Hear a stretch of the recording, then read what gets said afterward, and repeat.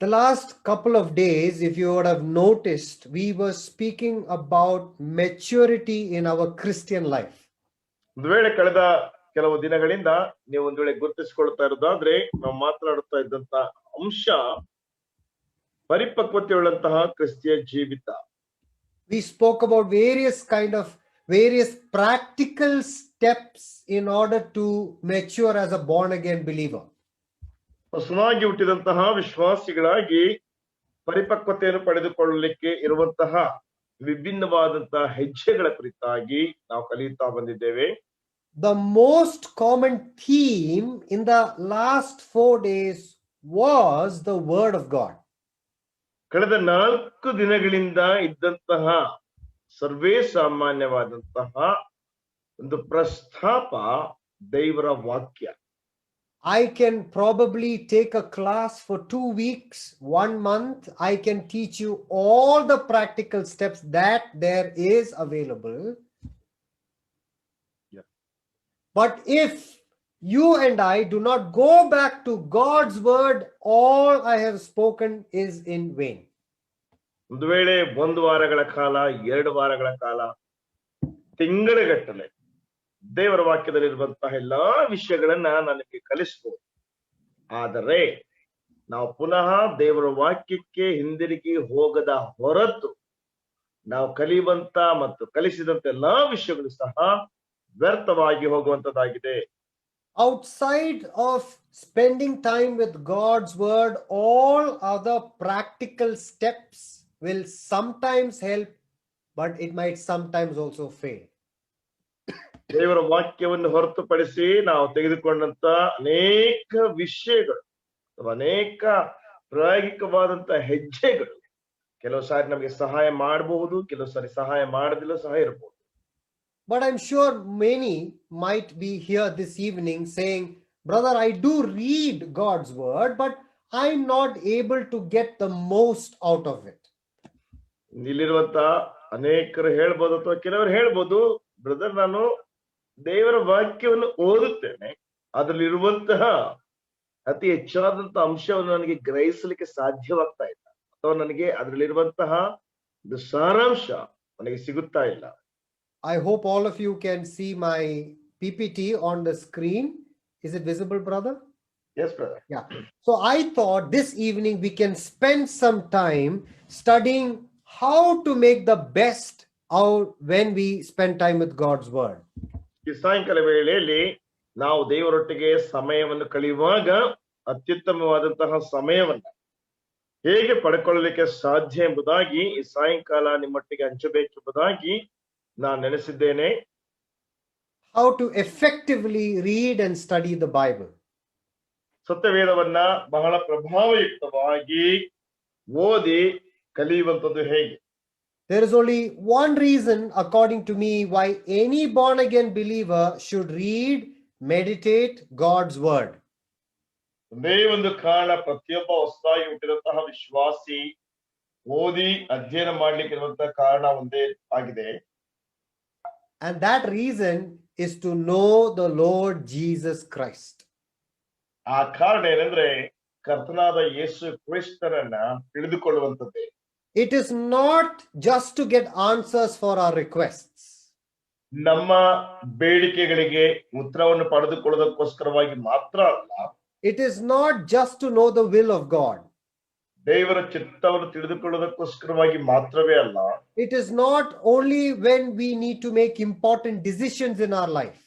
ನಮ್ಮ ಜೀವಿತಗಳಲ್ಲಿ ಪ್ರಾಮುಖ್ಯವಾದಂತಹ ತೀರ್ಮಾನಗಳನ್ನು ತೆಗೆದುಕೊಳ್ಳುವಂತಹ ಸಮಯದಲ್ಲಿ ಮಾತ್ರವೇ ಅಲ್ಲ. We read God's word to know who is Jesus, and knowing Jesus then changes my Christian life. ನಾವು ಓದುವಂಥದ್ದು, ಅಧ್ಯಯನ ಮಾಡುವಂಥದ್ದು ಯೇಸು ಯಾರಾಗಿದ್ದಾನೆಂಬುದಾಗಿ ತಿಳಿದುಕೊಳ್ಳೋದ್ರಿಂದ ನನ್ನ ಕ್ರಿಸ್ತಿಯ ಜೀವಿತದಲ್ಲಿ ಬದಲಾವಣೆಯನ್ನು ತರುವುದಕ್ಕೋಸ್ಕರವಾಗಿ. So we read the Bible to find out who is Christ, and when his character is revealed, we apply that character, and the character of Christ changes my Christian life. ನಾವು ಸತ್ಯವೇದವನ್ನು ಓದುವಾಗ ಕ್ರಿಸ್ತನು ಯಾರೆಂಬುದಾಗಿ ಅರ್ಥ ಮಾಡಿಕೊಳ್ಳುತ್ತೇವೆ. ಮತ್ತು ಆತನ ಗುಣಲಕ್ಷಣಗಳನ್ನು ಅರ್ಥ ಮಾಡಿಕೊಳ್ಳುತ್ತೇವೆ.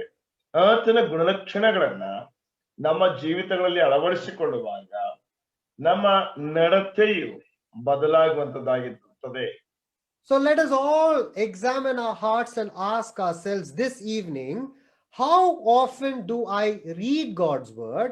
When I read God's word, am I learning new things about Jesus Christ every single day?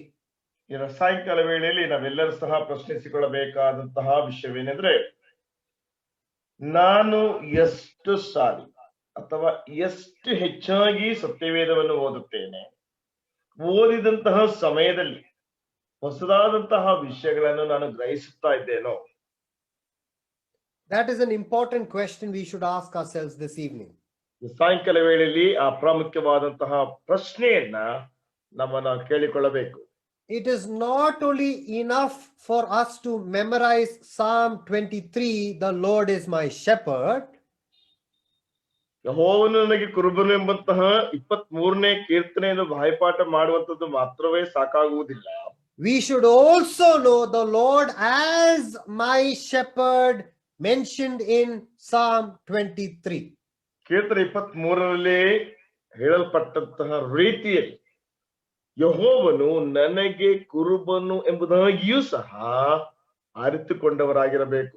See, these are two different things, and I hope you understood the difference. ಇವೆರಡು ಸಹ ಎರಡು ವಿಭಿನ್ನವಾದಂತಹ ಸಂಗತಿಗಳಾಗಿವೆ. ಇದರ ಮಧ್ಯದಲ್ಲಿರುವಂತಹ ವ್ಯತ್ಯಾಸವನ್ನ ನೀವು ಅರ್ಥ ಮಾಡಿಕೊಂಡಿದ್ದೀರಿ ಎಂಬುದಾಗಿ ನಾನು ನೆನೆಸ್ತೇನೆ. To know the psalm and to know the shepherd in the psalm are two different things. ಕೀರ್ತನೆಯನ್ನು ಮತ್ತು ಕೀರ್ತನೆಯಲ್ಲಿರುವಂತಹ ಕುರುಬನಲ್ಲಿ ತಿಳಿದುಕೊಳ್ಳುವಂಥದ್ದು ಇವೆರಡು ಸಹ ವಿಭಿನ್ನವಾದಂತಹ ಎರಡು ವಿಷಯಗಳು. Now let us look at some scriptural references.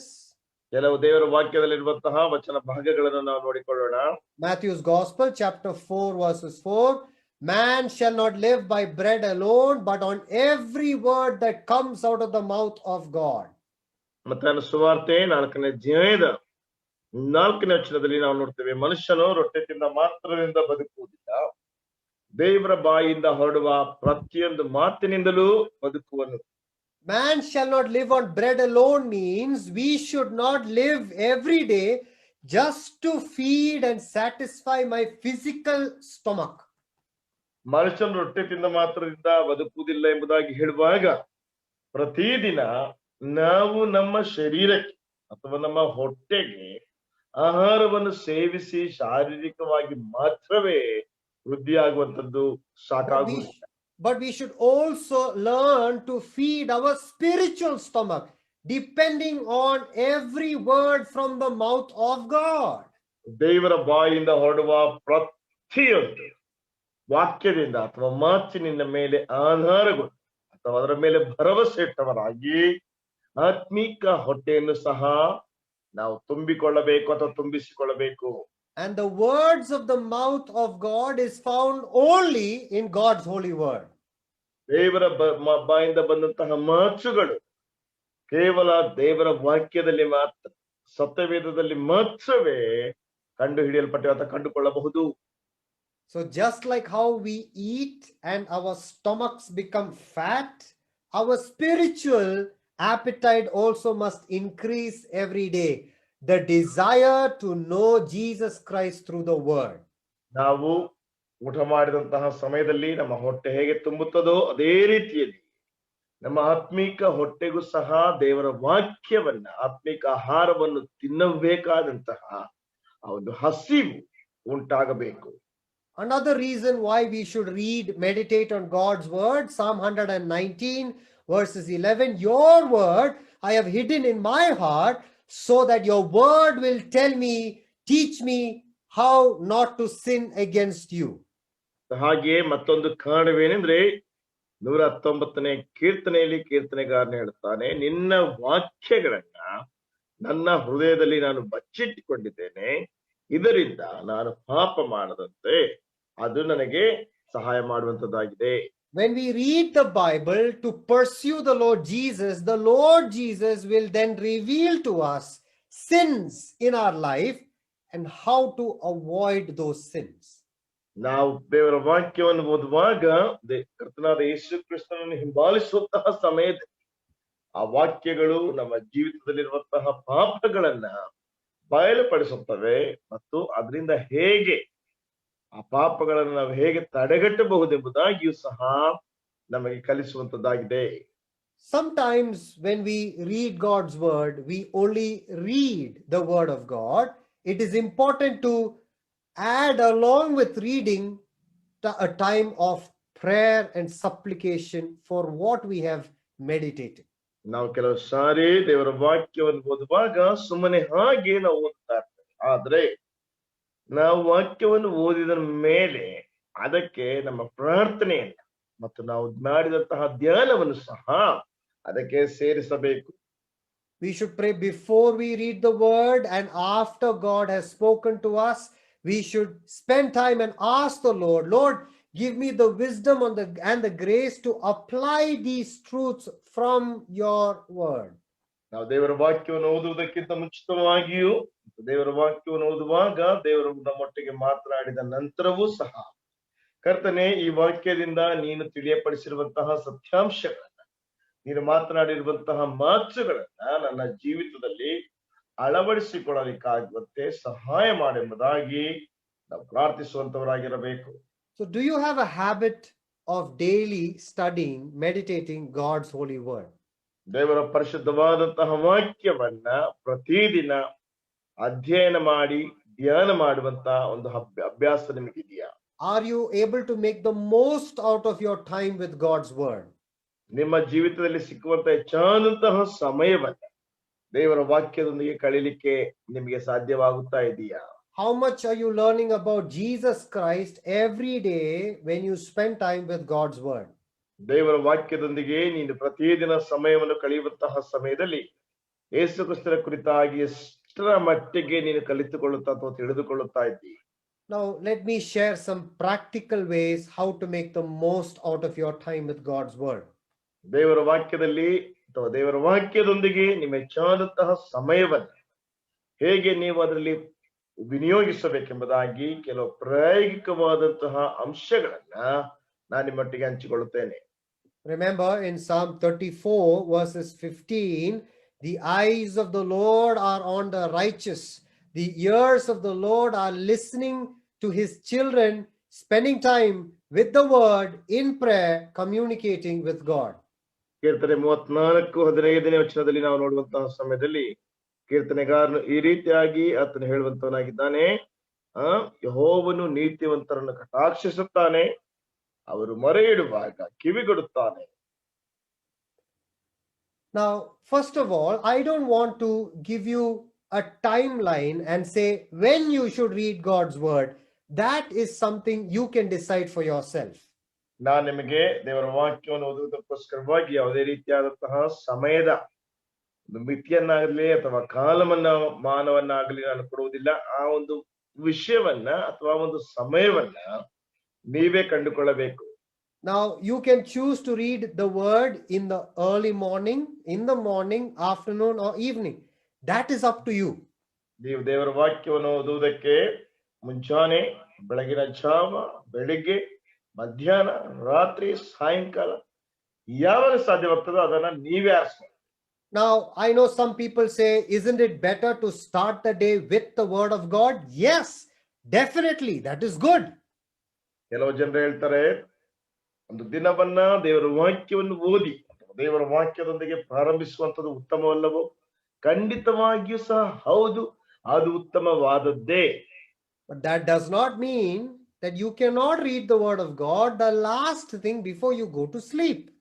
ನೀವು ಮಲಗುವುದಕ್ಕೆ ಹೋಗುವುದಕ್ಕಿಂತ ಮುಂಚಿತವಾಗಿ ನೀವು ದೇವರ ವಾಕ್ಯವನ್ನು ಓದಬಾರದು ಎಂಬುದಾಗಿ ಅದರ ಅರ್ಥವಲ್ಲ. Whether you decide to read and meditate on God's word in the morning or in the evening, there is something very important that I want you to do. ಬೆಳಗಿನ ಜಾವದಲ್ಲಿ ಆಗಲಿ ಸಾಯಂಕಾಲವಾಗಲಿ ನೀವು ದೇವರ ವಾಕ್ಯವನ್ನು ಓದುವಂತಹ ಸಮಯದಲ್ಲಿ ಒಂದು ಪ್ರಾಮುಖ್ಯವಾದಂತಹ ವಿಷಯವನ್ನು ನೀವು ಮಾಡಬೇಕೆಂಬುದಾಗಿ ನಾನು ಬಯಸ್ತೇನೆ. It would be nice, helpful if you can dedicate 15 minutes each day for the word of God. ನಿಮ್ಮ ಜೀವಿತದಲ್ಲಿ 15 ನಿಮಿಷಗಳನ್ನ ದೇವರ ವಾಕ್ಯಕ್ಕೋಸ್ಕರವಾಗಿ ಸಮರ್ಪಣೆ ಮಾಡುವುದಾದ್ರೆ ಅದು ಒಳ್ಳೆಯದು. So you can decide in the morning or the evening or the afternoon, that doesn't matter, but 15 minutes, and how to make best use of 15 minutes, I would like to explain to you. ಒಂದು ವೇಳೆ ಬೆಳಗ್ಗೆ ಆಗಿರ್ಬೋದು, ಮಧ್ಯಾಹ್ನ ಆಗಿರ್ಬೋದು, ಸಾಯಂಕಾಲ ಆಗಿರ್ಬೋದು, ರಾತ್ರಿ ಆಗಿರ್ಬೋದು, ನೀವು ತೀರ್ಮಾನ ಮಾಡ್ಕೊಳ್ರಿ. ಈ 15 ನಿಮಿಷದಲ್ಲಿ ಅದರ ಅತ್ಯುತ್ತಮವಾದಂತಹ ಭಾಗವನ್ನ ಹೇಗೆ ಪಡೆದುಕೊಳ್ಳಬೇಕೆಂಬುದಾಗಿ ನಾನು ಕೆಲವು ವಿಷಯಗಳನ್ನು ಹೇಳುತ್ತೇನೆ. So the time of the day is up to you, but the duration of you spending time with God is 15 minutes, which would be good, beneficial, and necessary. ಸಮಯದ ಅವಧಿ ನಿಮಗೆ ಬಿಟ್ಟಂತದ್ದು, ಆದ್ರೆ ದೇವರ ಸನ್ನಿಧಾನದಲ್ಲಿ 15 ನಿಮಿಷಗಳು ಕಳೆಯುವಂಥದ್ದು ಅದು ಒಳ್ಳೆಯದು, ಉತ್ತಮವಾದಂಥದ್ದು ಮತ್ತು ಅವಶ್ಯಕವಾದದ್ದು. There are certain things you need when you spend time with God's word. ದೇವರ ವಾಕ್ಯವನ್ನು ಕಲಿಯುವುದಕ್ಕೆ ಅಥವಾ ಅಧ್ಯಯನ ಮಾಡಲಿಕ್ಕೆ ನೀವು ಸಮಯವನ್ನು ಕಳೆಯುವಂತಹ ಸಮಯದಲ್ಲಿ ಕೆಲವು ವಿಷಯಗಳ ಅವಶ್ಯಕತೆ ನಿಮಗಿದೆ. Naturally, you need a Bible, but take a Bible that you can easily understand the translation. ಸಾಮಾನ್ಯವಾಗಿ ಅಥವಾ ಸ್ವಾಭಾವಿಕವಾಗಿ ನಿಮಗೆ ಒಂದು ಸತ್ಯವೇದದ ಅವಶ್ಯಕತೆ ಇರ್ತದೆ. ಆ ಸತ್ಯವೇದ ನೀವು ಅರ್ಥ ಮಾಡಿಕೊಳ್ಳಲಿಕ್ಕೆ ಸಾಧ್ಯವಾಗುವಂತಹ ಸರಳವಾದ ಭಾಷೆಯಲ್ಲಿರುವಂತಹ ಒಂದು ಸತ್ಯವೇದವನ್ನು ನೀವು ತೆಗೆದುಕೊಳ್ಳಿ. If you don't take a translation you are used to, you will spend more time trying to understand that translation than the verse in the Bible. ದೇವರ ವಾಕ್ಯವನ್ನ ಭಾಷಾಂತರವನ್ನ ಅಥವಾ ವರ್ಷನನ್ನ ನೀವು ಅರ್ಥ ಮಾಡಿಕೊಳ್ಳಲಿಕ್ಕೆ ಆಗದೇ ಇರುವಂತಹ ವರ್ಷನನ್ನ ನೀವು ತೆಗೆದುಕೊಳ್ಳುವಾಗ ದೇವರ ವಾಕ್ಯದ ಅರ್ಥಕ್ಕಿಂತಲೂ ಅದರಲ್ಲಿರುವಂತಹ ಭಾಷಾಂತರವನ್ನು ಅರ್ಥ ಮಾಡಿಕೊಳ್ಳುವಂತದ್ರಲ್ಲಿಯೇ ಹೆಚ್ಚಾದಂತಹ ಸಮಯವನ್ನು ನೀವು ತೆಗೆದುಕೊಳ್ತೀರಿ. One thing that you can do is take the English Bible and then a Bible in your mother tongue, and you can read it together to get a better understanding. ನೀವು ಆಂಗ್ಲ ಭಾಷೆಯ ಸತ್ಯವೇದವನ್ನ ಮತ್ತು ನಿಮ್ಮ ಮಾತೃಭಾಷೆಯ ಸತ್ಯವೇದವನ್ನ ಎರಡನ್ನೂ ಸಹ ತೆಗೆದುಕೊಂಡು ಎರಡನ್ನೂ ಸಹ ಒಟ್ಟಾಗಿ ನೀವು ಓದುವಂತಹ ಸಮಯದಲ್ಲಿ ಉತ್ತಮವಾದಂತಹ ಅರ್ಥೈಸುವಿಕೆಯನ್ನು ಪಡೆದುಕೊಳ್ಳಬಹುದು. So my mother tongue is Malayalam, but I cannot read Malayalam. ಸಹೋದರನ ಭಾಷೆ ಮಾತೃಭಾಷೆ ಮಲಯಾಳಂ ಆಗಿದೆ, ಆದ್ರೆ ಅವರು ಅದನ್ನ ಓದ್ಲಿಕ್ಕೆ ಸಾಧ್ಯವಾಗಲ್ಲ ಅವರಿಗೆ. So I take 2 English versions and I read it together to get a better perspective, to get different perspectives on the same verse. ಆದ್ರೆ ಅವ್ರೇನ್ ಮಾಡ್ತಾರಂದ್ರೆ 2 ಇಂಗ್ಲಿಷ್ ವರ್ಷನ್ನ ಸತ್ಯವೇದಗಳನ್ನ ತೆಗೆದುಕೊಂಡು ಆ ಎರಡನ್ನು ಒಟ್ಟಾಗಿ ಓದುವಾಗ ಎರಡರಲ್ಲಿರುವಂತಹ ದೃಷ್ಟಿಕೋನಗಳನ್ನ ಅವರು ಅರ್ಥ ಮಾಡಿಕೊಳ್ಳುತ್ತಾರೆ. And now please write this down, how you can divide the 15 minutes into effectively reading the Bible. ಈ 15 ನಿಮಿಷಗಳನ್ನ ಬಹಳ ಪ್ರಭಾವಯುಕ್ತವಾಗಿ ಓದುವುದಕ್ಕೆ ಹೇಗೆ ಅದನ್ನು ವಿಭಜಿಸಬೇಕೆಂಬುದಾಗಿ ನೀವು ಬರೆದುಕೊಳ್ಳಿ. Please write this down, listen carefully. ಇದನ್ನ ಬರೆದುಕೊಂಡು ದಯಮಾಡಿ ಗಮನ ಇಟ್ಟು ಕೇಳಿಸ್ಕೊಳ್ಳಿ. Take 1 minute and pray before we read and ask God to speak to you through his word. That's what the Bible tells us that we should do. 1 ನಿಮಿಷ ಸಮಯವನ್ನು ತೆಗೆದುಕೊಂಡು ನೀವು ಓದುವುದಕ್ಕಿಂತ ಮುಂಚಿತವಾಗಿ 1 ನಿಮಿಷ ಪ್ರಾರ್ಥನೆ ಮಾಡಿ ನೀವು ಓದುವಂತಹ ಭಾಗದ ಮುಖಾಂತರವಾಗಿ ದೇವರು ನಿಮ್ಮೊಟ್ಟಿಗೆ ಮಾತನಾಡ್ಲಿಕ್ಕಾಗುವಂತೆ ಮೊರೆ ಇಡಿ. ಅದನ್ನೇ ದೇವರ ವಾಕ್ಯ ಹೇಳುತ್ತದೆ. Simple prayer. Lord, as I read your word, speak to me and show me what it is that you want me to do. ಬಹಳ ಸರಳವಾದಂತಹ ಒಂದು ಪ್ರಾರ್ಥನೆ. ಕರ್ತನೇ, ನಿನ್ನ ವಾಕ್ಯವನ್ನು ಓದುವಾಗ ಅದನ್ನು ನನ್ನೊಟ್ಟಿಗೆ ಮಾತನಾಡು, ಅದರ ಮುಖಾಂತರವಾಗಿ ನಾನು ಏನ್ ಮಾಡ್ಬೇಕೆಂಬುದಾಗಿ ಹೇಳು. You can take the next 2 minutes and do the following things. Read the Bible passage slowly, carefully. ಮುಂದಿನ 2 ನಿಮಿಷಗಳನ್ನ ಸತ್ಯವೇದದ ವಾಕ್ಯ ಭಾಗವನ್ನ ನಿಧಾನವಾಗಿ ಗಮನ ಇಟ್ಟು ಓದ್ರಿ. You can read that passage more than one time to get a better perspective of what the passage is saying. ಒಂದಕ್ಕಿಂತ ಹೆಚ್ಚು ಸಾರಿ ಆ ವಾಕ್ಯ ಭಾಗವನ್ನು ನೀವು ಓದುವಾಗ ಅದರಲ್ಲಿರುವಂತಹ ಉತ್ತಮವಾದಂತಹ ಒಂದು ಜ್ಞಾನೋದಯವನ್ನ ನೀವು ಪಡೆದುಕೊಳ್ಳುತ್ತೀರಿ. Now let me explain this. When you do your quiet time reading the word of God, choose an easy passage to start till you make this a habit and you mature in your knowledge of God's word. ನಾನು ಪ್ರಾರಂಭದಲ್ಲಿ ಹೇಳುವಂತದ್ದು ಏನಂದ್ರೆ, ನೀವು ಈ ಒಂದು quite time ಅಂತ ಮೌನ ಸಮಯವನ್ನ ದೇವರೊಟ್ಟಿಗೆ ಕಳೆಯುವಂತಹ ಸಮಯದಲ್ಲಿ ಸರಳವಾದಂತಹ ವಾಕ್ಯ ಭಾಗವನ್ನ ನೀವು ತೆಗೆದುಕೊಳ್ಳ್ರಿ, ಅದರಲ್ಲಿ ಧ್ಯಾನಿಸ್ರಿ. ಎಲ್ಲಿಯವರೆಗೆ ಅಂದ್ರೆ ನೀವಿದನ್ನ ಒಂದು ಅಭ್ಯಾಸವಾಗಿ ಮಾರ್ಪಡಿಸಿಕೊಳ್ಳುವವರೆಗೆ. You can make it a habit to read maybe 1, maybe 2 or 3 verses each and every day. ಒಂದು ವಚನ, 2 ವಚನ ಅಥವಾ 3 ವಚನ ಪ್ರತಿ ದಿನ ಓದುವಂತಹ ಒಂದು ಅಭ್ಯಾಸವನ್ನ ಬೆಳೆಸ್ಕೊಳ್ರಿ. Remember, I told you the time is 15 minutes. So make time, take 2 minutes just to read that portion more than once. 15 ನಿಮಿಷ ಎಂಬುದಾಗಿ ಹೇಳಿದೆ. 2 ನಿಮಿಷಗಳನ್ನ ಆ ವಾಕ್ಯ ಭಾಗವನ್ನು ಓದುವುದಕ್ಕೋಸ್ಕರವಾಗಿ ಮಾತ್ರ ತೆಗೆದುಕೊಳ್ಳಿ. Now take the next 5 minutes, think about the portion that you read, and we can then answer certain questions by asking certain questions from the passage. ಮತ್ತು ಮುಂದಿನ 5 ನಿಮಿಷಗಳ ಕಾಲ ನಾವು ಓದಿದಂತಹ ವಾಕ್ಯ ಭಾಗದಲ್ಲಿ ಕೆಲವು ಪ್ರಶ್ನೆಗಳನ್ನ ಹಾಕಿಕೊಂಡು ಆ ಪ್ರಶ್ನೆಗಳಿಗೆ ಉತ್ತರವನ್ನ ನೀವು ಕಂಡುಕೊಳ್ಳಲಿಕ್ಕೆ ಪ್ರಯತ್ನಿಸಬೇಕು. Number 1, what does the passage talk about God, the Lord Jesus, or the Holy Spirit? What is the character of God in this passage? Write it down. ಮೊದಲನೇದಾಗಿ ಈ ಒಂದು ವಾಕ್ಯ ಭಾಗ ದೇವರ ಕುರಿತಾಗಿ, ಕರ್ತನಾದ ಯೇಸು ಕ್ರಿಸ್ತನ ಕುರಿತಾಗಿ, ಪರಿಶುದ್ಧಾತ್ಮನ ಕುರಿತಾಗಿ ಏನನ್ನ ಮಾತನಾಡುತ್ತದೆ ಎಂಬುದಾಗಿ ಆಲೋಚನೆ ಮಾಡಿ ಅದನ್ನ ಬರೆದುಕೊಳ್ಳಿ. Question number 2, is there any commandment I see here that I should obey? ಎರಡನೇದಾಗಿರುವಂತದ್ದು, ನಾನು ವಿಧೇಯನಾಗುವುದಕ್ಕೋಸ್ಕರವಾಗಿ ಇಲ್ಲಿ ನನಗಿರುವಂತಹ ಯಾವ್ದಾದ್ರು ಆಜ್ಞೆ ಇದೆಯಾ? Number 3, is there a sin that is pointed here that I should avoid? ಇಲ್ಲಿ ಯಾವ್ದಾದ್ರೂ ನಾನು ನಿಯಂತ್ರಿಸಬೇಕಾದಂತಹ ಅಥವಾ ನಾನು ತಡೆಗಟ್ಟುವಂತಹ ಪಾಪ ಯಾವ್ದಾದ್ರು ಇದೆಯಾ? Is there an example? Number 4, is there an example mentioned in this verse that I can adopt, follow in my Christian life? 4ನೇದಾಗಿ, ನಾನು ನನ್ನ ಕ್ರಿಸ್ತಿಯ ಜೀವಿತದಲ್ಲಿ ಅನುಸರಿಸುವುದಕ್ಕೋಸ್ಕರವಾಗಿ ಯಾವ್ದಾದ್ರು ಮಾದರಿ ಈ ವಚನದಲ್ಲಿ ಇದೆಯಾ? And the last but not the least question is there any promise I see of God mentioned in that portion of scripture? ಕೊನೆಯದಾಗಿ, ಆದ್ರೆ ಕ್ಷುಲ್ಲಕವಾದದ್ದಲ್ಲ, ಕೊನೆಯದಾಗಿರುವಂತದ್ದು, ನಾನು ಈ ವಾಕ್ಯ ಭಾಗದ ಮುಖಾಂತರವಾಗಿ ಏನಾದ್ರೂ ಅರ್ಥ ಮಾಡಿಕೊಳ್ಳಲಿಕ್ಕಿದೆಯೋ? So you see the 5 questions you asked from the passage. Is there anything about God, commandment, sin, example, promise? 5 ವಿಷಯಗಳನ್ನ ನಾವು ನೋಡ್ತಾ ಬಂದ್ವಿ. ದೇವರ ಕುರಿತಾಗಿ ಏನಾದ್ರು ಮಾತನಾಡ್ತಾ ಇದೆಯಾ, ಆಜ್ಞೆಗಳು, ಮತ್ತು ನಾನು ತಡೆಗಟ್ಟಲಿಕ್ಕಿರುವಂತ ಪಾಪ, ಮತ್ತು ಅದೇ ರೀತಿಯಲ್ಲಿ ವಾಗ್ದಾನಗಳು, ಮತ್ತು ನನಗಿರುವಂತಹ ಆಜ್ಞೆ. Now every day you might not find the answers for all the questions. That is okay. ಒಂದು ವೇಳೆ ಪ್ರತಿದಿನ ನಿಮಗೆ ಉತ್ತರಗಳು ಸಿಗದೇ ಇರಬಹುದು, ಪರವಾಗಿಲ್ಲ. Don't break your head and say, oh, I didn't get question number 4 and 5, something is wrong. No, that's fine. 4ನೇ ಪ್ರಶ್ನೆಗೆ 5ನೇ ಪ್ರಶ್ನೆಗೆ ಉತ್ತರ ಸಿಕ್ಕಿಲ್ಲ ಎಂಬುದಾಗಿ ನೀವು ತಲೆ ಹೊಡ್ಕೊಳ್ಬೇಡ್ರಿ, ಪರವಾಗಿಲ್ಲ. For example, Psalm 23 verse 1, the Lord is my shepherd, I shall not want. ಉದಾಹರಣೆಗೋಸ್ಕರವಾಗಿ ಕೀರ್ತನೆ 23:1, ಯೆಹೋವನು ನನಗೆ ಕುರುಬನು, ಕೊರತೆ ಪಡೆನು. So the character about God, God is my shepherd. Write it down. ಅದರಲ್ಲಿರುವಂತಹ ದೇವರ ಒಂದು ಗುಣಲಕ್ಷಣ, ಕರ್ತನು ಅಥವಾ ಯೆಹೋವನು ನನಗೆ ಕುರುಬನು, ಅದನ್ನು ಬರೆದುಕೊಳ್ಳ್ರಿ. Because the Lord is my shepherd, I shall not be in need. If I am in need, that means I am not depending on my shepherd. That is the sin I must avoid.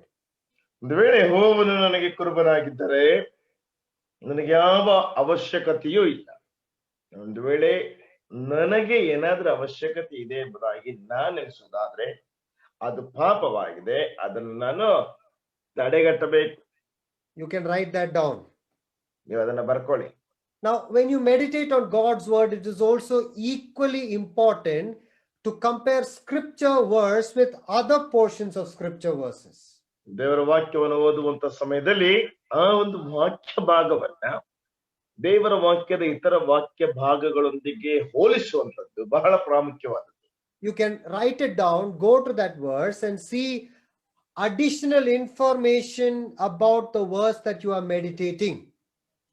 ಆ ಒಂದು ವಿಷಯವನ್ನ ಬರ್ಕೊಂಡು ನಂತರ ಆ ಒಂದು ವಿಷಯದ ಕುರಿತಾಗಿ ಇನ್ನು ಉಳಿದಂತಹ ಅದಕ್ಕೆ ಸೇರಿಸಲ್ಪಟ್ಟಂತ ಯಾವ್ದಾದ್ರು ಮಾಹಿತಿಗಳಿದೆಯಾ ಎಂಬುದಾಗಿ ನೀವು ಹುಡುಕ್ರಿ. For example, Psalm 23 verse 1, the Lord is my shepherd. Immediately my mind goes to John chapter 10. Jesus is the good shepherd. ಕೀರ್ತನೆ 23ರಲ್ಲಿ ಯೆಹೋವನು ನನಗೆ ಕುರುಬನೆಂಬುದಾಗಿ ಹೇಳುವಾಗ ತಕ್ಷಣವೇ ನನ್ನ ಮನಸ್ಸು ಯೋಹಾನ ಸುವಾರ್ತೆ 10ನೇ ಅಧ್ಯಾಯಕ್ಕೆ ಹೋಗ್ತದೆ. ಅಲ್ಲಿ ಯೇಸು ಕ್ರಿಸ್ತನ ಒಳ್ಳೆಯ ಕುರುಬ. So when you take 5 minutes and ask those questions from the passage, you can take the next 3 minutes, write down these notes in a book so that your thoughts are there, which you can use after you've meditated on God's word also. ಇವೆಲ್ಲಾ ವಿಷಯಗಳಾದ ಮೇಲೆ ಮುಂದಿನ 5 ನಿಮಿಷಗಳ ಕಾಲ ನೀವು ಗ್ರಹಿಸಿದಂಥದನ್ನ, ನೀವು ಧ್ಯಾನ ಮಾಡಿದಂಥದನ್ನ ನೀವು ಬರೆದುಕೊಳ್ಳ್ರಿ. ಆಗ ನಿಮ್ಮ ಆಲೋಚನೆಗಳಲ್ಲಿ ಇರ್ತವೆ.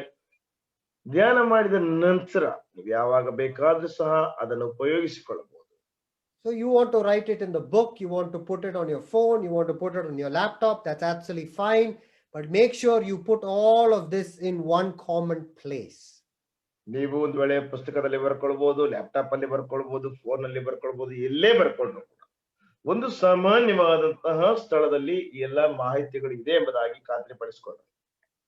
So read God's word, understand what the word of God reveals to us about the Lord Jesus Christ and things I can do and I should avoid in my Christian life. ದೇವರ ವಾಕ್ಯವನ್ನು ಓದ್ರಿ, ದೇವರ ವಾಕ್ಯ ಏನ್ ಹೇಳ್ತದೆ ಎಂಬುದಾಗಿ ಅರ್ಥ ಮಾಡಿಕೊಳ್ಳ್ರಿ. ನನ್ನ ಕ್ರಿಸ್ತಿಯ ಜೀವಿತದಲ್ಲಿ ನಾನು ಏನು ಮಾಡಬೇಕು, ಏನು ಮಾಡಬಾರದು ಎಂಬುದಾಗಿ ಅರ್ಥ ಮಾಡಿಕೊಳ್ಳ್ರಿ. So we start by taking 1 minute to pray. ನಾವು 1 ನಿಮಿಷ ಪ್ರಾರ್ಥಿಸುವುದಕ್ಕೋಸ್ಕರವಾಗಿ ತೆಗೆದುಕೊಂಡಿದ್ದೇವೆ. We take 2 minutes to read that portion or passage carefully more than once. 2 ನಿಮಿಷಗಳ ಕಾಲ ಆ ಒಂದು ವಾಕ್ಯ ಭಾಗವನ್ನ ಬಹಳ ಎಚ್ಚರಿಕೆಯಾಗಿ ಒಂದಕ್ಕಿಂತ ಹೆಚ್ಚು ಸಾರಿ ಓದುವುದಕ್ಕೋಸ್ಕರವಾಗಿ ತೆಗೆದುಕೊಂಡಿದ್ದೇವೆ. We take the next 5 minutes and we answer the questions that is given here, the 5 questions that we saw. ಮತ್ತು ಮುಂದಿನ 5 ನಿಮಿಷಗಳು ಇಲ್ಲಿ ಕೊಡಲ್ಪಟ್ಟಂತಹ 5 ಉತ್ತರಗಳನ್ನು ಕಂಡುಹಿಡಿಯೋದಕ್ಕೋಸ್ಕರವಾಗಿ ನಾವು ಪಡೆದುಕೊಂಡಿದ್ದೇವೆ. If there are other portions of scripture that comes to our mind, we note that down with reference. We can Google and find the reference and read for additional information. ಒಂದು ವೇಳೆ ಮುಂದಿನ ಕೆಲವು ನಿಮಿಷಗಳು ಅಥವಾ 5 ನಿಮಿಷಗಳು ಆ ಒಂದು ವಚನ ಭಾಗಕ್ಕೆ ಸಂಬಂಧವುಳ್ಳಂತಹ ಇತರ ವಚನ ಭಾಗಗಳನ್ನ ಓದಿ ಅರ್ಥ ಮಾಡಿಕೊಳ್ಳುವುದಕ್ಕೆ ನಾವು ಉಪಯೋಗಿಸಿದ್ದೇವೆ. And then we take the next 3 minutes and write down all the thoughts that we got from that passage. ಮತ್ತು ಮುಂದಿನ 3 ನಿಮಿಷಗಳ ಕಾಲ ನಮಗೆ ಆ ಒಂದು ವಾಕ್ಯ ಭಾಗದಿಂದ ಪಡೆದುಕೊಂಡಂತ ಎಲ್ಲ ಆಲೋಚನೆಗಳನ್ನ ಬರೆಯುವುದಕ್ಕೆ ನಾವು ತೆಗೆದುಕೊಳ್ಳುತ್ತೇವೆ. I hope that was clear so far. If you have a question, you can ask when we are done with the session. ಇಲ್ಲಿಯವರೆಗಿರುವಂತಹ ವಿಷಯಗಳು ನಿಮಗೆ ಬಹಳ ಸ್ಪಷ್ಟವಾಗಿದೆ ಎಂಬುದಾಗಿ ನಾನು ನೆನೆಸ್ತೇನೆ. ಒಂದು ವೇಳೆ ಪ್ರಶ್ನೆಗಳಿರುವುದಾದ್ರೆ ಈ ಸೆಷನ್ ಆದ ಮೇಲೆ ನೀವು ಕೇಳಬಹುದು. With the remaining time that we have, we can take the book where we have written our thoughts and we can do certain things. ಮುಂದಿನ ಉಳಿದಂತಹ ಸಮಯದಲ್ಲಿ ನಾವು ಬರೆದಂತಹ ಪುಸ್ತಕವನ್ನು ತೆಗೆದುಕೊಂಡವರಾಗಿ ಅದರಲ್ಲಿ ಕೆಲವು ವಿಷಯಗಳನ್ನ ನಾವು ಮಾಡಬಹುದು.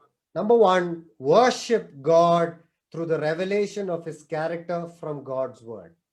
ದೇವರ ವಾಕ್ಯದಿಂದ ದೇವರು ಬಯಲುಪಡಿಸಿದಂತಹ ಆತನ ಗುಣಲಕ್ಷಣಗಳ ಆಧಾರದಲ್ಲಿ ಆತನ ಗುಣಲಕ್ಷಣಗಳನ್ನ ಆರಾಧಿಸ್ರಿ. Oh God, I thank you that you are my shepherd. You are the good shepherd. You are the shepherd who lays down your life for the sheep. Thank you. I worship you. ದೇವರೇ, ಕರ್ತನೇ, ನೀನು ಕುರುಬನಾಗಿದ್ದಿ, ಒಳ್ಳೆ ಕುರುಬನಾಗಿದ್ದಿ. ಒಳ್ಳೆ ಕುರುಬನಾದಂತಹ ನೀನು ನಿನ್ನ ಪ್ರಾಣವನ್ನು ನನಗೋಸ್ಕರವಾಗಿ ಅರ್ಪಿಸಿ ಅದಕ್ಕೋಸ್ಕರವಾಗಿ ನಿನ್ನ ಆರಾಧಿಸ್ತೇನೆ, ಕೊಂಡಾಡ್ತೇನೆ ಎಂಬುದಾಗಿ ಹೇಳಿದೆ. We can also use the time for being thankful to the Lord Jesus Christ and for the gospel, the salvation provided for us through Jesus, so that we can approach the Heavenly Father. ಹಾಗೆಯೇ ಕರ್ತನಾದಂತ ಯೇಸು ಕ್ರಿಸ್ತನ ಮುಖಾಂತರವಾಗಿ ನಾವು ಪಡೆದುಕೊಂಡಂತಹ ರಕ್ಷಣೆ ವಿಷಯದಲ್ಲಿಯೂ ಕೂಡ ಯೇಸು ಕ್ರಿಸ್ತನು ನಮಗೆ ರಕ್ಷಣೆಯನ್ನು ಕೊಟ್ಟದಕ್ಕೋಸ್ಕರವಾಗಿ ಸಹ ಕ್ರಿಸ್ತನಿಗೆ ಕೃತಜ್ಞತೆಯನ್ನು ಸಲ್ಲಿಸಬಹುದು.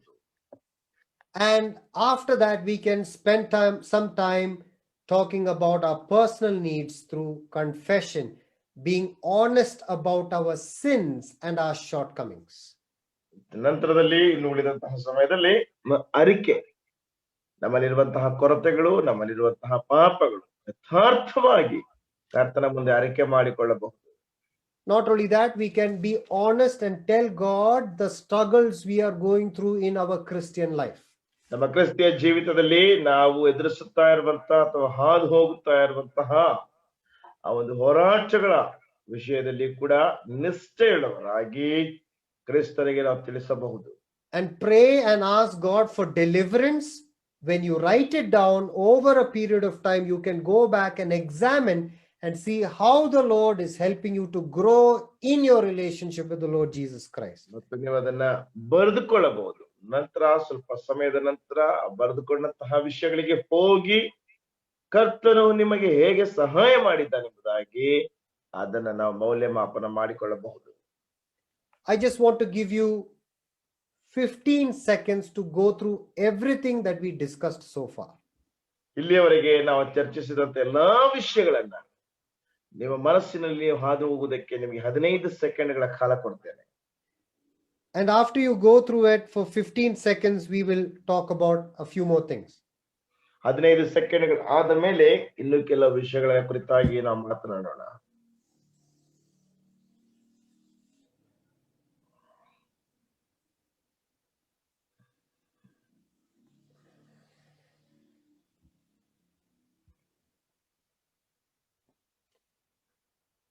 Well, I hope it was very clear for you as to how to read the Word of God and how to make the most out of reading God's Word. ನೀವು ಹೇಗೆ ದೇವರ ವಾಕ್ಯವನ್ನು ಓದಬೇಕು ಮತ್ತು ದೇವರ ವಾಕ್ಯವನ್ನು ಓದಿ ಅದರಿಂದ ಬಹಳ ಅತ್ಯುತ್ತಮವಾದಂತಹ ಅಂಶವನ್ನ ಹೇಗೆ ಪಡೆದುಕೊಳ್ಳಬಹುದು ಎಂಬುದಾಗಿ ನಿಮ್ಮಲ್ಲಿ ಅನೇಕರಿಗೆ ಬಹಳ ಸ್ಪಷ್ಟವಾಗಿದೆ ಎಂಬುದಾಗಿ ನಾನು ನೆನೆಸ್ತೇನೆ. Remember, brothers and sisters, when we spend time with God, it is to know the character of God and nothing else. God will take care of the rest. ನನ್ನ ಪ್ರಿಯ ಸಹೋದರ ಸಹೋದರಿಯರೇ, ತಿಳಿದುಕೊಳ್ಳ್ರಿ, ನಾವು ದೇವರ ವಾಕ್ಯವನ್ನು ಓದುವಾಗ ದೇವರ ಗುಣಲಕ್ಷಣವನ್ನು ಕಲಿಯುವುದಕ್ಕೋಸ್ಕರವಾಗಿ ಓದ್ತೇವೆ. ಮುಂದಿನ ವಿಷಯವನ್ನ ದೇವರು ತಾನೇ ನೋಡಿಕೊಳ್ತಾನೆ. Now let me give you some examples how we can do this. Turn with me to 1 John chapter 4 verses 7 and 8. ನಾವು ಇದನ್ನು ಹೇಗೆ ಮಾಡಬಹುದು ಎಂಬುದಾಗಿ ಕೆಲವು ಉದಾಹರಣೆಗಳನ್ನು ನಾನು ನಿಮಗೆ ಕೊಡ್ತೇನೆ. 1 ಯೋಹಾನ 4ನೇ ಅಧ್ಯಾಯ 7 ಮತ್ತು 8ನೇ ವಚನ. My brother will read the verse for me. 7 and 8. 1 John chapter 4 verses 7 and 8. 1 ಯೋಹಾನ 4ನೇ ಅಧ್ಯಾಯ 7 ಮತ್ತು 8ನೇ ವಚನ. ಪ್ರಿಯರೇ, ನಾವು ಒಬ್ಬರನ್ನೊಬ್ಬರು ಪ್ರೀತಿಸೋಣ. ಪ್ರೀತಿಯು ದೇವರಿಂದ ಆಗಿದೆ ಮತ್ತು ಪ್ರೀತಿ ಮಾಡುವ ಪ್ರತಿಯೊಬ್ಬನು ದೇವರಿಂದ ಹುಟ್ಟಿದವನು, ದೇವರನ್ನು ಬಲ್ಲವನೂ ಆಗಿದ್ದಾನೆ. ಪ್ರೀತಿ ಇಲ್ಲದವನು ದೇವರನ್ನು ಬಲ್ಲವನಲ್ಲ, ಯಾಕೆಂದ್ರೆ ದೇವರು ಪ್ರೀತಿ ಸ್ವರೂಪಿಯು. Now, can you read that portion and tell me one character of God that is mentioned there? ಈ ವಚನವನ್ನು ಓದಿ ಅಲ್ಲಿ ದೇವರಲ್ಲಿರುವಂತಹ ಒಂದು ಗುಣಲಕ್ಷಣ ಹೇಳಲ್ಪಟ್ಟಿರುವಂತದ್ದಿದೆ. ಅದು ಯಾವುದೆಂಬುದಾಗಿ ನೀವು ಹೇಳ್ತೀರಾ? Anybody? You would like to unmute and you can answer, or you can put it, instead of putting it in the chat, it's very simple. Just unmute and tell me what is the character of God in that passage. ಆ ಒಂದು ವಾಕ್ಯ ಭಾಗದಲ್ಲಿ ದೇವರ ಗುಣಲಕ್ಷಣ ಯಾವುದೆಂಬುದಾಗಿ chat ನಲ್ಲಿ ಅಲ್ಲದೆ ನೀವು unmute ಮಾಡಿ ಹೇಳ್ಬಹುದು.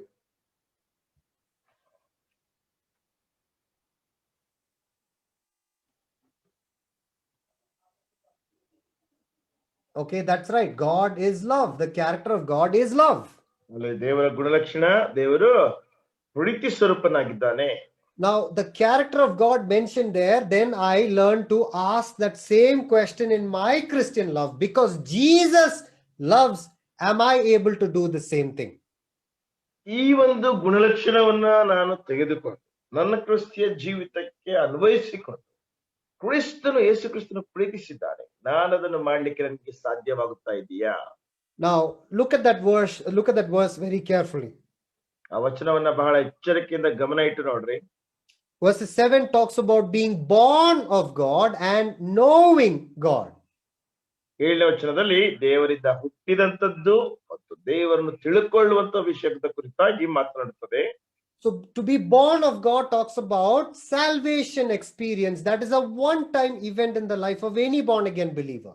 ದೇವರಿಂದ ಹುಟ್ಟಿದವನೆಂಬುದಾಗಿ ನೋಡುವಾಗ ರಕ್ಷಣೆಯ ಅನುಭವದ ಕುರಿತಾಗಿ ನೋಡ್ತೇವೆ. ಅದು ಪ್ರತಿಯೊಬ್ಬ ವ್ಯಕ್ತಿಯಲ್ಲಿಯೂ ಸಹ ಒಂದೇ ಸಾರಿ ನಡೆಯುವಂತೆ. But to know God is talking about a daily walk with the Lord Jesus Christ. ಆದ್ರೆ ದೇವರನ್ನು ತಿಳಿದುಕೊಳ್ಳುವಂತದ್ದು ಎಂಬುದಾಗಿ ನೋಡುವಾಗ ಪ್ರತಿ ದಿನವೂ ಸಹ ನಾವು ಕ್ರಿಸ್ತನ ಜೊತೆಯಲ್ಲಿ ನಡೆಯುವಂತದನ್ನು ತೋರಿಸುತ್ತೆ. Now when we understand that, look at verses 8. ಅದನ್ನು ಅರ್ಥ ಮಾಡಿಕೊಳ್ಳುವಂತ 8ನೇ ವಚನ ನೋಡಿ. Whoever does not love does not know God. ಪ್ರೀತಿ ಇಲ್ಲದವನು ದೇವರನ್ನು ಬಲ್ಲವನಲ್ಲ. It's not saying whoever does not love is not born of God. ಪ್ರೀತಿ ಮಾಡದೇ ಇರುವಂತವನು ದೇವರಿಂದ ಹುಟ್ಟಿದವನಲ್ಲ ಎಂಬುದಾಗಿ ಇಲ್ಲಿ ಹೇಳುತ್ತಾ ಇಲ್ಲ. But therefore it is not talking about our salvation experience. It's talking about our everyday walk with the Lord Jesus Christ. ಇದು ನಮ್ಮ ರಕ್ಷಣೆ ಅನುಭವದ ಕುರಿತಾಗಿ ಮಾತನಾಡುತ್ತಾ ಇಲ್ಲ, ಆದ್ರೆ ಇದು ನಮ್ಮ ಕರ್ತನಾದ ಯೇಸು ಕ್ರಿಸ್ತನ ಜೊತೆಯಲ್ಲಿ ನಡೆಯುವಂತಹ ಪ್ರತಿದಿನದ ನಡತೆಯ ಕುರಿತಾಗಿ ಮಾತನಾಡುತ್ತಾ ಇದೆ. So that is a sin. ಅದು ಪಾಪ. Because I'm not walking with the Lord, I find it difficult to love my brothers and sisters. ನಾನು ಕರ್ತನ ಜೊತೆಯಲ್ಲಿ ನಡೆಯದೇ ಇರುವುದರಿಂದ ನನ್ನ ಸಹೋದರನನ್ನು ಸಹೋದರಿಯನ್ನು ಪ್ರೀತಿಸಲಿಕ್ಕೆ ನನಗೆ ಕಷ್ಟವಾಗ್ತಾ ಇದೆ. That is why we read the word, look at the character of Jesus Christ or God, and then we apply that character in our life. Am I able to display this character of Jesus in and through my life? ಆದ್ದರಿಂದ ನಾವು ದೇವರ ವಾಕ್ಯವನ್ನು ಓದ್ತೇವೆ. ದೇವರ ವಾಕ್ಯವನ್ನು ಓದಿ ದೇವರ ಗುಣಲಕ್ಷಣವನ್ನ ನಾವು ಅರ್ಥ ಮಾಡಿಕೊಂಡು ಕರ್ತನಾದ ಯೇಸು ಕ್ರಿಸ್ತನ ಗುಣಲಕ್ಷಣ ಅರ್ಥ ಮಾಡಿಕೊಂಡು ಆ ಒಂದು ಗುಣಲಕ್ಷಣ ನನ್ನ ಕ್ರಿಸ್ತಿಯ ಜೀವಿತದಲ್ಲಿ ಇದೆಯಾ ಎಂಬುದಾಗಿ ನಾವು ಪರೀಕ್ಷಿಸಿಕೊಳ್ಳುತ್ತೇವೆ. Another scriptural example, Galatians chapter 5 verses 19 and then verse 22. ಗಲಾತ್ಯರಿಗೆ ಬರೆದ ಪತ್ರಿಕೆ 5ನೇ ಅಧ್ಯಾಯ 19-20. So verses 19 talks about the acts of the flesh and 22 talks about the acts of the spirit. 19ನೇ ವಚನ ಶರೀರದ ಕೃತ್ಯಗಳ ಕುರಿತಾಗಿ ಅಥವಾ ಶರೀರ ಭಾವದ ಕರ್ಮಗಳ ಕುರಿತಾಗಿ ಮಾತನಾಡುತ್ತದೆ. 22ನೇ ವಚನ ದೇವರಾತ್ಮನಿಂದ ಉಂಟಾಗುವ ಫಲದ ಕುರಿತಾಗಿ ಮಾತನಾಡುತ್ತದೆ. Now look at the acts of the flesh, verses 19. The acts of the sinful nature are obvious. People can see those actions within me. 19ನೇ ವಚನದಲ್ಲಿ ಶರೀರ ಭಾವದ ಕರ್ಮಗಳನ್ನ ಕುರಿತಾಗಿ ಮಾತನಾಡುತ್ತಾ ಇದೆ. ಆ ಒಂದು ಕಾರ್ಯಗಳನ್ನು ಜನರು ನನ್ನಿಂದ ನೋಡ್ಲಿಕ್ಕೆ ಸಾಧ್ಯ. Then you look at the acts of the work of the spirit. That also is obvious. It must be demonstrated. ಮತ್ತೆ 22ನೇ ವಚನದಲ್ಲಿ ದೇವರಾತ್ಮನಿಂದ ಆಗುವ ಫಲದ ಕುರಿತಾಗಿ ನೋಡಿದಾಗ ಅದು ಸಹ ನಮ್ಮ ಮುಖಾಂತರವಾಗಿ ಪ್ರದರ್ಶಿಸಲ್ಪಡುತ್ತದೆ. So we can write down what are the characters mentioned here. The first character, love. ಇಲ್ಲಿ ಏನೆಲ್ಲ ಗುಣಲಕ್ಷಣಗಳು ಅಥವಾ ಏನ್ ವಿಷಯಗಳು ಬರೆದಿದೆ ಎಂಬುದಾಗಿ ನೋಡುವಾಗ ಮೊದಲನೇ ಒಂದು ಗುಣಲಕ್ಷಣ ಪ್ರೀತಿ. Well, is there a loving attitude that comes out from me? ಅದು ನಿಜವಾಗಿಯೂ ಕೂಡ ಆ ಒಂದು ಪ್ರೀತಿಸುವಂತಹ ಗುಣ ಸ್ವಭಾವ ನನ್ನಿಂದ ಬರ್ತಾ ಇದೆಯಾ? Am I a joyful Christian? ನಾನು ಸಂತೋಷ ಭರಿತವಾದಂತಹ ಕ್ರೈಸ್ತನ? Is there peace in my house, in my marriage because of me? Or does my wife lose her peace because of me? ನನ್ನಿಂದ ನನ್ನ ಕುಟುಂಬದಲ್ಲಿ ನನ್ನ ವಿವಾಹದಲ್ಲಿ ಸಮಾಧಾನ ಇದೆಯಾ, ಅಥವಾ ನನ್ನ ನಿಮಿತ್ತವಾಗಿ ನನ್ನ ಹೆಂಡತಿ ತನ್ನ ಸಮಾಧಾನವನ್ನು ಕಳೆದುಕೊಳ್ಳುತ್ತಾ ಇದ್ದಾಳ? These are the ways we ask questions from the passage. ಈ ರೀತಿಯಾದಂತಹ ಪ್ರಶ್ನೆಗಳನ್ನ ನಾವು ಆ ಒಂದು ವಾಕ್ಯ ಭಾಗದಿಂದ ಕೇಳಿಸಿಕೊಳ್ತೇವೆ. So I hope you are able to understand one important aspect. We are not reading the word of God simply to get solutions. No. ದೇವರ ವಾಕ್ಯವನ್ನು ಓದುವಂತದ್ದು ಕೇವಲ ಪರಿಹಾರಗಳನ್ನ ಕಂಡುಕೊಳ್ಳುವುದಕ್ಕೋಸ್ಕರವಾಗಿ ಅಲ್ಲ. We read the word of God to understand who Jesus Christ is. Understanding Jesus slowly brings change in my Christian life. ನಾವು ದೇವರ ವಾಕ್ಯವನ್ನು ಓದುವಂತದ್ದು ಕರ್ತನಾದ ಯೇಸು ಕ್ರಿಸ್ತನನ್ನ ಅರ್ಥ ಮಾಡಿಕೊಳ್ಳುವುದಕ್ಕೋಸ್ಕರವಾಗಿ, ಆತನನ್ನು ಅರ್ಥ ಮಾಡಿಕೊಳ್ಳುವಂತದ್ದು ನಮ್ಮ ಜೀವಿತದಲ್ಲಿ ನಿಧಾನವಾಗಿ ಬದಲಾವಣೆಯನ್ನು ತರುತ್ತದೆ. One more verse, Matthew chapter 6 verse 33. We know this verse very well. ನಮಗೆಲ್ಲರಿಗೂ ಸಹ ಬಹಳ ಚಿರಪರಿಚಿತವಾದಂತಹ ಒಂದು ವಚನ ಭಾಗ ಇದೆ. ಅದ್ಯಾವುದಂದ್ರೆ ಮತ್ತಾಯನ ಸುವಾರ್ತೆ 6ನೇ ಅಧ್ಯಾಯ 33ನೇ ವಚನ. Seek ye first God's kingdom, the things belonging to God, and the righteousness of God. ಮೊದಲು ದೇವರ ರಾಜ್ಯವನ್ನ, ದೇವರಿಗೆ ಸಂಬಂಧಪಟ್ಟದ್ದನ್ನ, ದೇವರ ನೀತಿಯನ್ನು ಹುಡುಕಿರಿ. And then all of these remaining things will also be taken care of by whom? By God, when we pursue Jesus Christ. ನಂತರ ಇವುಗಳ ಕೂಡ ಅವೆಲ್ಲವೂ ನಿಮಗೆ ದೊರಕುವುದು. ಯಾರಿಂದ ದೊರಕುವುದು? ದೇವರಿಂದ ದೊರಕುತ್ತದೆ. ಯಾವಾಗ? ಯೇಸು ಕ್ರಿಸ್ತನನ್ನು ನಾವು ಹಿಂಬಾಲಿಸುವಾಗ.